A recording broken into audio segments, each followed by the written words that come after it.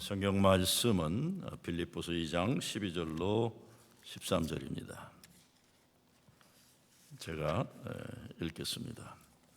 그러므로 나의 사랑하는 자들아, 너희가 나 있을 때뿐 아니라 더욱 지금 나 없을 때에도 항상 복종하여 두렵고 떨림으로 너의 구원을 이루라. 너희 안에서 행하시는 이는 하나님이시니 자기의 기쁘신 뜻을 위하여 너희에게 소원을 두고 행하게 하시나니. 아멘. 알코올 중독 치유 세 번째 스텝이 나는 이제 나의 삶의 모든 것을 하나님의 돌보심에 전적으로 맡기기로 결정했다, 이렇게 되어 있습니다. 이에 대해서 오늘 사도 바울은 로마서 12장 1절에서 이렇게 말합니다.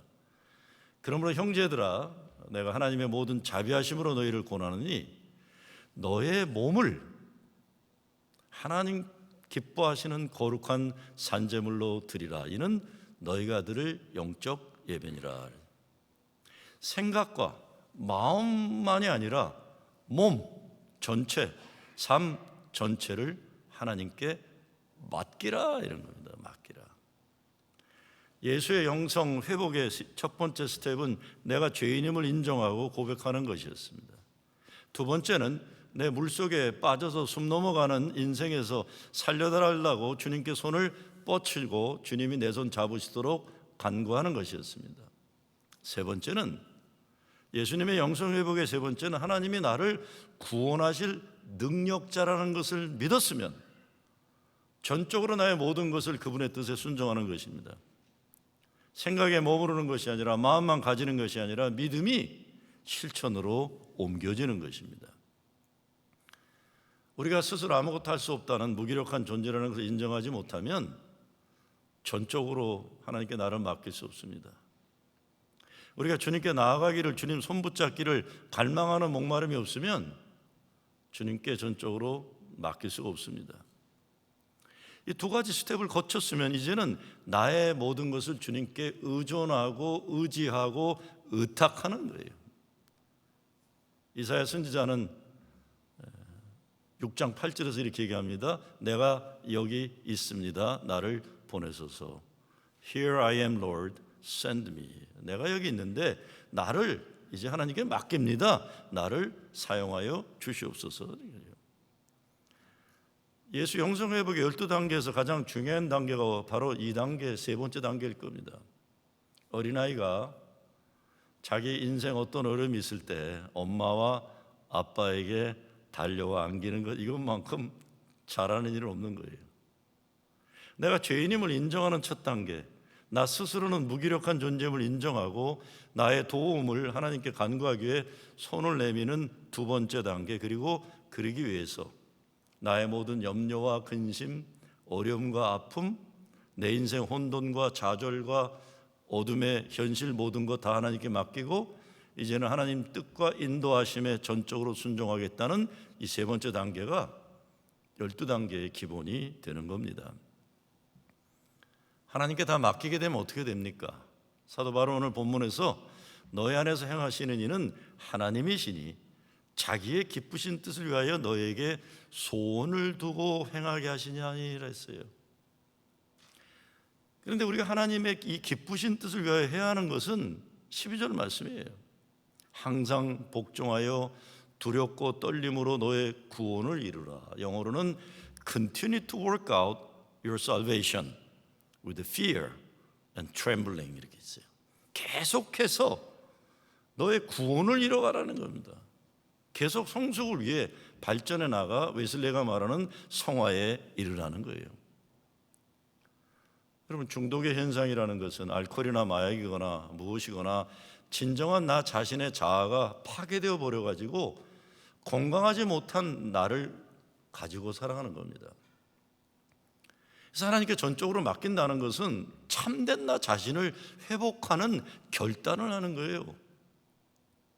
오늘 내 모습에서 하나님이 창조하시고 기뻐하신 내 모습, 그걸 어떻게 찾을 것인가 이런 겁니다. 잃어버린 나의 모습이에요. 1980년대 세계교회협의 대회 여성선언, 밴쿠버 선언에서 여성선언에서 이렇게 간단하게 얘기한 게 있습니다. 나는 내가 생각하는 나도 아니요, 남들이 생각하는 나도 아니라 나는 오직 하나님이 생각하는 나다 그랬어요. 왜냐하면 사회에서 가지는 여성 차별이 내가 나를 스스로 차별하는 게 되니까 내가 생각하는 나도 아니라는 거예요. 남들이 생각하는 건 말할 것도 없고 오직 하나님이 생각하는 나다 그런 겁니다. 이 거룩한 자화상 회복의 선언입니다. 요즘 다시 고개 들고 있잖아요.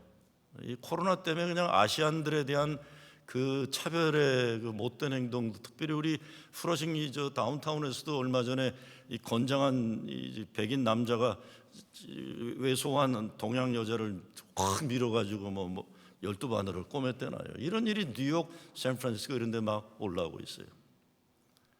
참 비겁한 인간들이에요, 그렇죠? 자기 사이즈를 택하지 않고 꼭 약한 동양 여자들 막 밀어제끼고 노인들, 이거 뭐 설교에서 이런 말씀하는데 진짜 나쁜 놈들이에요, 그렇죠? 나쁜 놈들이에요, 아주 못된 것들이에요. 그런데 이런 인종차별, 성차별, 모든 차별, 소수자들과 약한 사람에게 함부로 해야 된다고 생각하는 이 못난 짓들, 이게 다 자기가 하나님처럼 생각하는 착각에서 나오는 자기 우상화의 일그러진 모습입니다. 내 뜻대로 하고 싶고 내 문화, 내 생각 여기에 맞춰야 되는 거예요. 다른 것을 그 자기를 하나님 위에 놓는 위치에 놓는 우상화에다. 그 인종차별주의도 결국은 자기 우상화입니다. 자기가 하나님처럼 되려고 권력에 중독되면 독재자가 되는 거고요. 가정에서나 교회에서도 자기가 원하는 걸 컨트롤해야 직성이 풀리는 사람들도 이런 문제를 가진 사람들이에요. 자기가 항상 옳아야 하는 거 증명하고 다른 사람들 틀렸다는 걸 확인하는 거 좋아하는 사람들, 그 사람 인간 심성 바닥에는 자기가 하나님처럼 되고 싶어하는 자기 우상 숭배라는 기가 막힌 죄에 빠져 있는 겁니다. 이런 것들 내려놓아야 자유가 있고 해방이 있고 구원이 있습니다. 이런 부모에게서 자라는 아이들 불행해요. 자기가 하나님이라고 착각하는, 자기 스스로 못 느껴요. 어떤 땐 이게 병이니까. 근데 이런 부모 밑에 자라는 애들 진짜 불행하죠. 그래서 세상 성공 출세욕에 중독된 부모들은 자기들이 자녀들 잘 되라고 사랑한다고 그런다고 하지만 자녀들은 부모 성공 중독의 노예가 되어 불행한 인생을 살게 되는 겁니다. 예수님은 자기를 따르겠다고 하는 사람들에게 하시는 말씀이 자기를 부인하고 따르라고 했는데, 이 부인에 대해야 할 자기라는 건 일그러진 삐뚤어진 자아를 말하는 거예요. 이거 버리지 않으면 예수 따르는 것도 자기가 성취하고자 하는 어떤 종교적인 업적, 종교적인 성공 출세의 과제라고 여기다가 가론 유다가 되고 마는 불행한 인생 사는 겁니다. 얼마 전에 이 시대 마지막 치유자라는 다큐멘터리를 제가 봤어요. 부모가 다 하버드 출신 의사들이에요.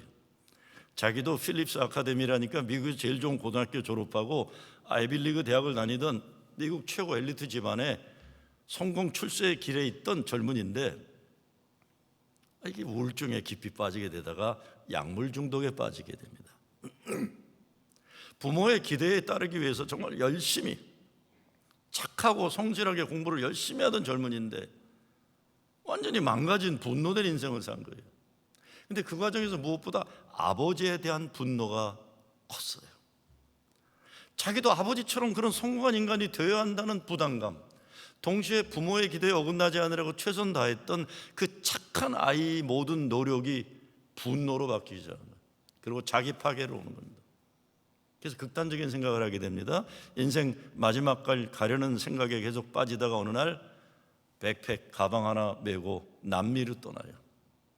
남미에 떠나서 병 고치는 치유자들이 있다는 얘기 듣고 길을 떠나는 얘기입니다. 결론적으로 보면 남미 깊은 산골 어느 마을에 들어가서 몇 달을 살면서 자신이 살아왔던 지난날의 모든 것을 비우고 말도 통하지 않고 세상적으로 보면 미개해 보이는 가난한 정글에 사는 사람들, 그 사람들이 자기를 고치려고 할 때 그 시키는 대로 따라서, 말하자면 단군 신화에 나오는 것처럼 뭐 굴에 들어가서 곰인가 호랑인가가 마늘만 먹고 나왔다가 사람이 되는 얘기처럼 그렇게 굴속 같은 인생에서 몇 달을 지내다가 나오게 돼요.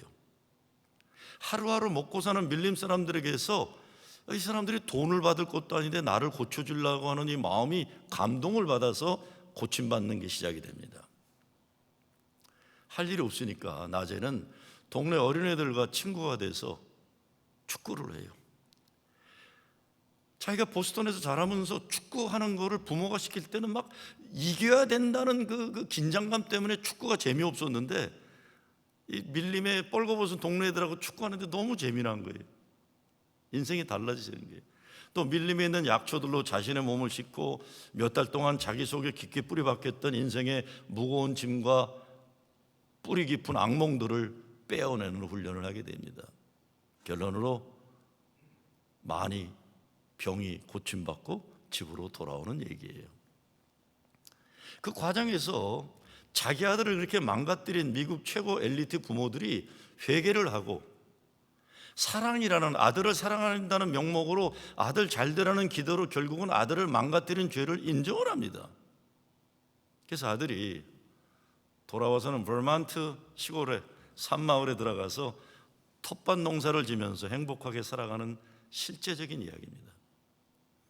그 다큐멘터리에서 보여주는 것이 철저하게 몸과 마음, 영혼 속에 뿌리내린 삶의 독소를 제거하는 과정이에요.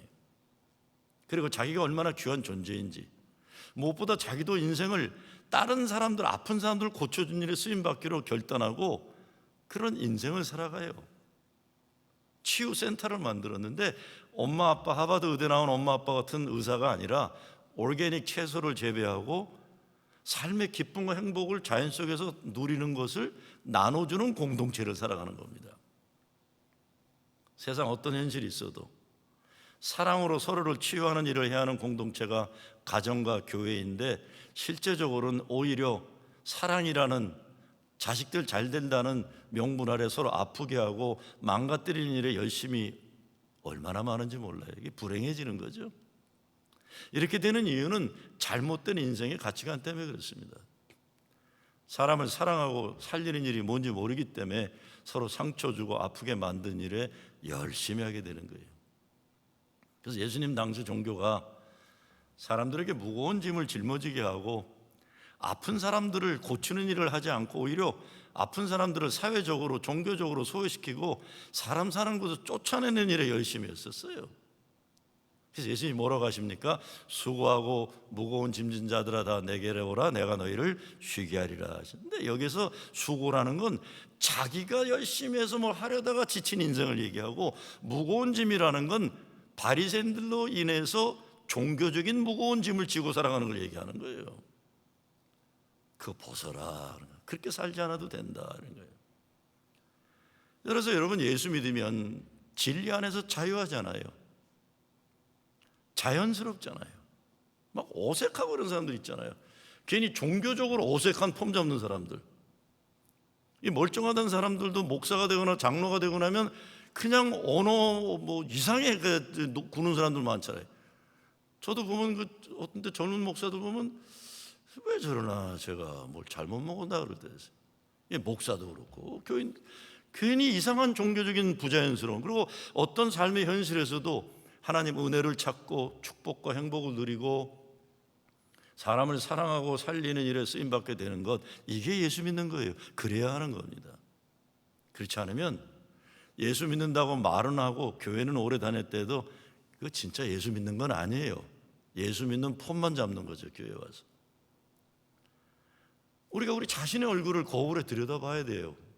우리의 거울은 예수님이죠. 비춰봐야 돼요, 우리 얼굴을.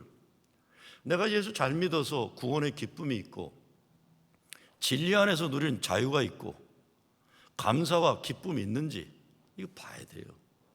아니면 예수와 아무 관계없는 일에 중독이 되어가지고 미워하고 원망하고 불평하고 다른 사람들 괴롭히는 일에 집착해 있는지 내 얼굴을 들여다보고 내 속사람의 모습을 볼 수 있어야 됩니다. 볼 수 있어야 돼요. 제가 20대에 굉장히 의로운 정의로운 사람이라고 하고 시끄럽게 하고 사니까 제 스승 되시던 목사님이 저를 부르시고 하신 말씀이 있어요. 이놈아, 눈을 감고 네 속을 먼저 들여다봐라. 너는 볼 줄 모르고 남들만 보려고 하느냐. 눈을 감고 그 에너지를 너를 좀 들여다봐라. 왜 밖에만 들여다보면서 너는 굉장히 정의로운 것처럼 그러고 사느냐. 우리 얼굴을 봐야 돼요. 거울에서 내 얼굴이 지금 예수 믿는 사람다운 얼굴인가. 우리들 몸과 마음, 영혼 속에 깊이 뿌리 박혀 있는 인생 살면서 얻은 독소들, 탁신들이 많이 있어요. 이거 빼내야 됩니다. 내가 아프다는 걸 인정한다는 것, 그런데 나 스스로 해결 못한다는 것 인정하는 것이 첫 단계이고, 두 번째 단계는 도움을 주실 그분에게 도움을 구하는 것이고, 세 번째는 의사를 만나면 내 병 고쳐줄 것 믿고 맡기는 거예요. 사도 야고보가 그래서 기도할 때 두 마음을 품지 말라고 하는 것은 기도하면서 하나님의 능력을 의심하지 말라 이겁니다. 하나님의 능력을 의심하지 말라. 알코올 중독은 물론 모든 중독자들의 가장 큰 문제는 자기가 중독자라는 것 인정하지 않는 겁니다.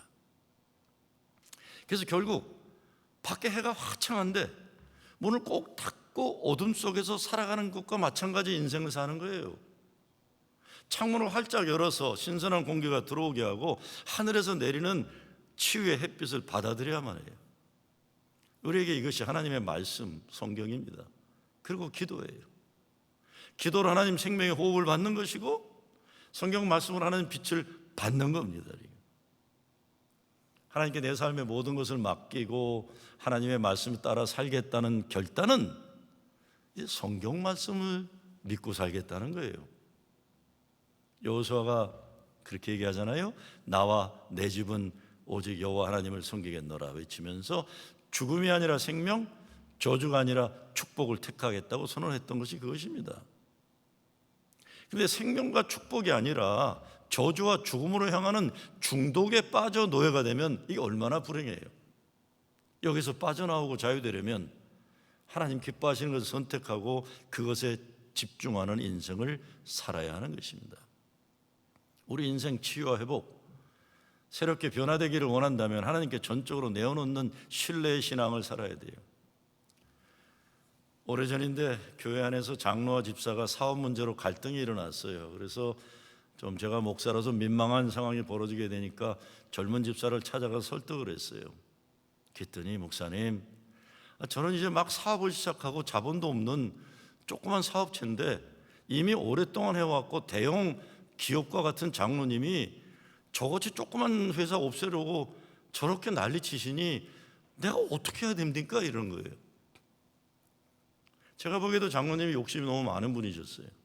그래서 제가 문제를 해결할 방안을 젊은 집사에게 제안을 했더니 감사하게도 이 젊은 집사가 제 제안을 받아들이는 거예요. 이제 문제가 잘 풀리겠구나 그러고 장로님을 만나서 그 이야기를 했더니 장로님이 저한테 이렇게 얘기합니다. 목사님이 제 장사하는 것까지 참견하실 것 없습니다. 그래서 제가 장로님, 저는 장로님 사업 참견하려는 것 아닙니다. 다만 우리 교회 장로시니까 신앙적인 모범을 보여주시길 바라는 것뿐입니다. 장로님이 교인들에게는 물론 세상 사람들에게 돈 없고 힘 없고 약한 사업하는 사람들 죽이려고 달려드는 악한 장사꾼으로 평가되기를 바라지 않아서입니다. 결국 그 젊은 집사는 약속을 지켰고 장로는 안 지켰습니다. 하나님이 믿음대로 살려고 손해를 보면서도 양보를 한 젊은 집사 버리지 않으셨어요. 제가 세월이 흘러서 이 자리에서 말씀드린 건 그 젊은 집사는 뉴욕에 있는 프러싱 제일교회라는 교회 청년부 출신인데 제가 목회하던 동네 와서 사업을 하던 친구예요.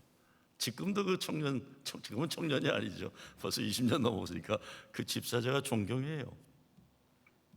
그 장로님에 대해서 제가 뭐라고 말씀드리고 싶지 않아요. 그 젊은 집사는 자기 사업까지도 손해보는 것 같지만 하나님의 뜻에 내어놓았어요. 그래도 하나님의 뜻에. 사실 하나님께 맡긴다는 건 얼마나 좋아요. 내가 다 해야 하고 나 홀로 무거운 짐로 지고 가야 하는 것 참 고생스러운 일입니다. 근데 하나님께 맡기고 하나님과 동행하는 행복을 누리게 되면 천하 행복한 거 아니에요. 제가 지난 주간 수전 뷰먼트라는 사람이 쓴 어디로 가야 하는지 모를 때 교회 리더는 어떻게 해야 되느냐는 역할이란 책 내용을 우리 지방에 있는 미국 목사님들에게 발표할 기회가 있어서 그런 발표를 했습니다. 그런데 그 책의 결론이 다른 게 아닙니다.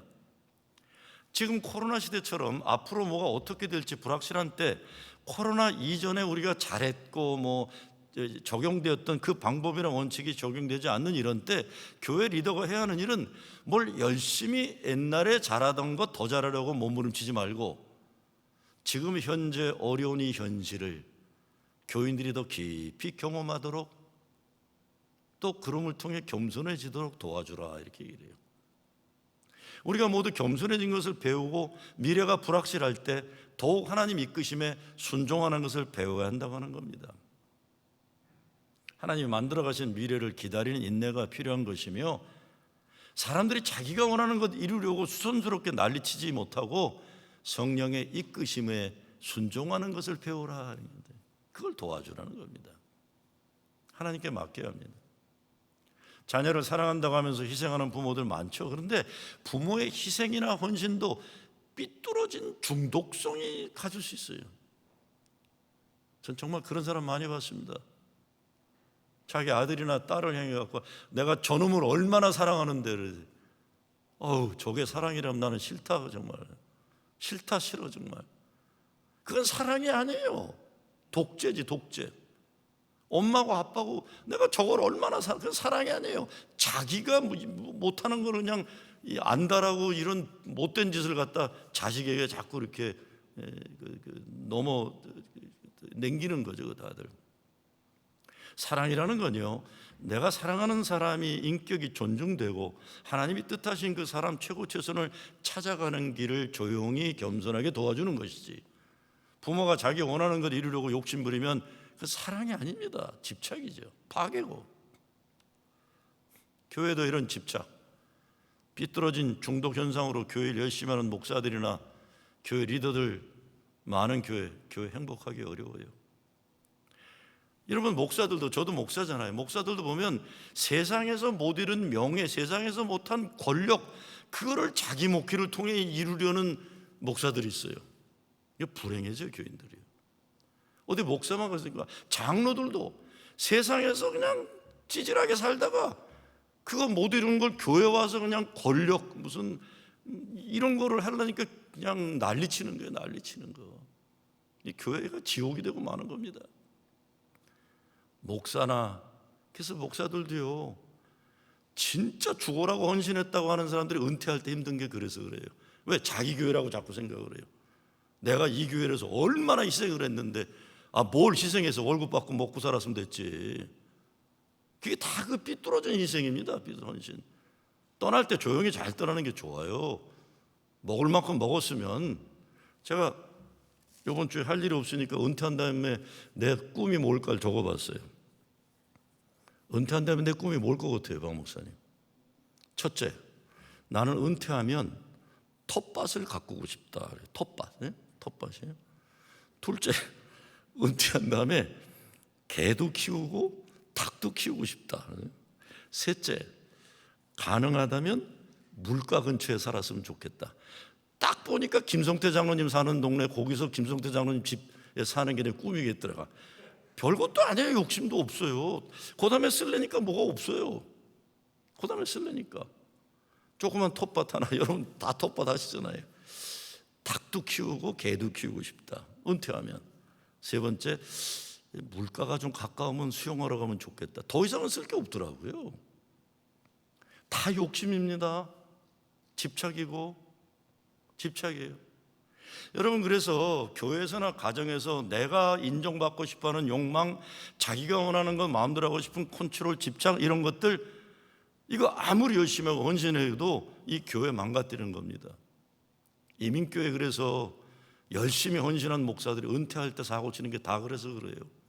내가 얼마나 고생했는데. 이게 제가 말씀드렸는데, 저는 은퇴할 때 그냥 주는 거 먹고 행복하게 은퇴할 테니까 걱정하지 마세요. 내가 얼마나 아니 왜 목회하면서 고생을 해? 행복하지. 그렇지 않아요? 행복하지 않아요? 부목들한테 좀 미안하지만 그냥 순간순간이 행복했는데 은퇴할 때도 행복하게 은퇴하면 되지. 저도 뭐 은퇴가 얼마 안 남은 사람이지만 지금은 제가 이렇게 말씀드립니다. 혹시라도 은퇴할 때 어떻게 또 뭐 고집일지는 모르겠지만 하여간 지금 제 마음은 그래요. 목회할 때도 행복했고 은퇴할 때도 행복하고 은퇴 이후에도 행복하게 사는 거예요. 넘어갑시다. 예수 믿으면 사람이 변해야 돼요. 예수님 마음을 가지게 되고 예수님이 기뻐하신 일을 하는 것이고 그런 세상을 만드는 일에 쓰임 받아야 돼요. 예수님 제자들과 이루고자 했던 공동체가 내용적으로 이 땅에서 천국을 이룬 것이었어요. 그래서 아픈 사람들 고쳐주고 세상에서 소외당하고 버림받은 사람들 그리고 죄인들과 먹고 마시기를 즐거워하셨던 게, 그리고 그들이 하나님 나라 주인이라고 얘기해 주신 거예요. 죄인들, 병자들, 소외된 자들 이들에게 하나님이 당신을 천하보다도 귀하게 사랑한다, 이거 얘기해 준 거예요. 근데 올해도 교회 다녔다고 하고 예수 믿는다고 말은 하지만 진리 안에서 누린 자유가 없고 마음 씀씀이와 언행이 지옥이고 그 사람 만나면 다른 사람들 기쁨과 행복이 깨지고 지옥 만드는 일에 열심이라면 이게 예수 믿는다고 할 수 없어요. 수라신 제일교회 교인들은 예수님 말씀하시는 천국을 살려고 하는 사람들이 되어야 합니다. 평화로다 하늘 위에서 내려오네. 나 자유 얻었네, 너 자유 얻었네, 우리 자유 얻었네. 오, 이 기쁨 주님 주신 것, 영광 할렐루야, 주만 찬양해. 내 삶이 달라지고 가정이 달라지고 교회가 달라지는 거예요. 사도 바울이 고린도전서 13장 1절에서 뭐라고 합니까? 내가 내게 있는 모든 것으로 구제하고 또 내 몸을 불살에게 내줄지라도 사랑이 없으면 내게 아무 유익이 없느니라. 그러면서 뭐라고 합니까? 사랑은 오래 참고 사랑은 온유하며 시기하지 아니하며 사랑은 자랑하지 아니하며 교만하지 아니하며 무례히 행치 아니하며 자기의 유익을 구하지 아니하며 성내지 아니하며 악한 것을 생각하지 아니하며. 일그러진 사랑, 파괴적인 사랑 무섭습니다. 부모들도 사랑이란 명목으로 파괴적인 사랑, 헌신적으로 하면 자녀들 불행해요. 교회도 예수님 가르침 전혀 관심 없고 성령의 이끄심보다 자기 마음대로 하려고 하고 주님이 아니라 자기가 주인 행세하려고 하는 사람들이 있으면 교회가 천국이 되지 못하고 지옥이 되는 겁니다. 예레미야 29장 11절 13절 말씀에 보면 여호와의 말씀이니라 너희를 향한 나의 생각을 내가 아나니 평안이요 재앙이 아니니라 너희에게 미래와 희망을 주는 것이라. 너희가 내게 부르짖으며 내게 와서 기도하면 내가 너희들의 기도를 들을 것이요 너희가 온 마음으로 나를 구하면 나를 찾을 것이고 나를 만나리라.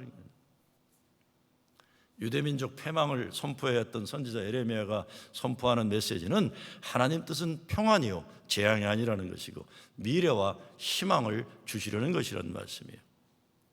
유대민족을 향한 그 메시지는 저와 여러분 가정 우리 교회 주신 메시지입니다. 이 평안, 이 미래, 이 희망이 어떻게 가능합니까? 하나님 말씀 믿는 거예요. 요한계시록 3장 20절에 보면 주님이 라오디게아 교회에 이렇게 말씀합니다. 볼지어다 내가 문 밖에 서서 두드리노니 누구든지 내 음성을 듣고 문을 열면 내가 그에게로 들어가 그와 더불어 먹고 그는 나와 더불어 먹으리라. 주님이 우리 삶에 들어오시겠다는 거죠. 영접하면 되는 거죠. 예수님 들어오시면 주님과 함께 먹고 마시는 가정이 되는 천국이 되는 겁니다. 샘 킨이라는 1980년대 신학계에서는 최고 엘리트로 인정받던 하버드 대학 교수가 제가 보스턴 신학대학에 있을 때 가르쳤던 분이에요. 아주 젊고 최고 엘리트 집안에 이 사람도 필립스 아카데미 나온 사람인데 최고 엘리트 교수였어요. 근데 너무 잘 나가다가 자기 성공 출세가 자기를 무너뜨리기 시작해서 마약에 빠졌다가 어느 겨울날 눈 밖에 쓰러지는 자기를 발견합니다. 그러면서 그 이후 인생에 다시 살면서 쓴 책 제목이 To a Dancing God이에요. 춤추는 하나님에게라는 게. 춤추는 하나님에게. 그 책에서 그가 하는 결론은 내리는 결론 딴 게 아닙니다. 나는 이제껏 하나님과 내가 싸우며 살아왔다. 내가 잘난 줄 알고 하나님과 싸우며 살아왔는데 이제 하나님과의 싸움은 그만두고 하나님이 이끄시는 춤의 리듬에 따라 하나님과 춤추며 살리라 이런 겁니다. 춤추는 하나님에게. 교회는 하나님과 춤추는 걸 배우는 학교입니다. 우리는 하나님과 춤을 추는 이 기쁨의 행복을 빼앗기지 않도록 교회를 잘 지켜야 됩니다. 이 천국의 기쁨, 행복의 시작은 하나님께 나의 모든 것을 맡기는 신뢰로 시작하게 되는 겁니다. 하나님께 항복할 때 구원의 기쁨의 여정이 시작되는 거예요. 영어로 When you surrender, salvation starts. 지난날 어떤 모습으로 살았어도 오늘 어떤 현실에 있어도 하나님께 맡기고 하나님과 춤추는 여러분 되시길 주의 이름으로 축원합니다. 감사합니다. 하나님, 하나님과 춤추며 사는 삶, 우리 가정, 교회 되게 하여 주시옵소서. 예수 그리스도 이름으로 기도드리옵나이다. 아멘.